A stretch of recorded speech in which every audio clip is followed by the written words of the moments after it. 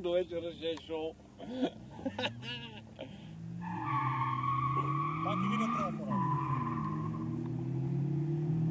Точно се го и друг път.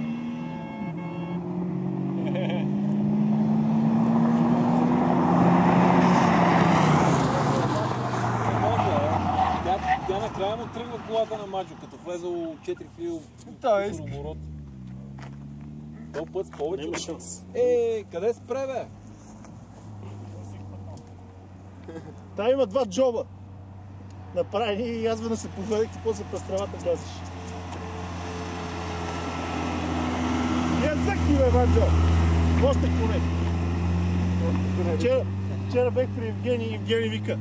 Вика, Маджо ти казвам да прави колата, всеки ще го размаже.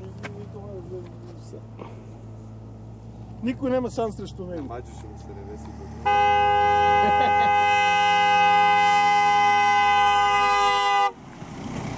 Що не дойде с 17-ките, бе?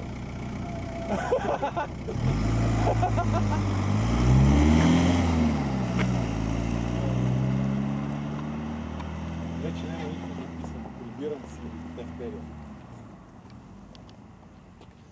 Най-готината част си я пропуснах.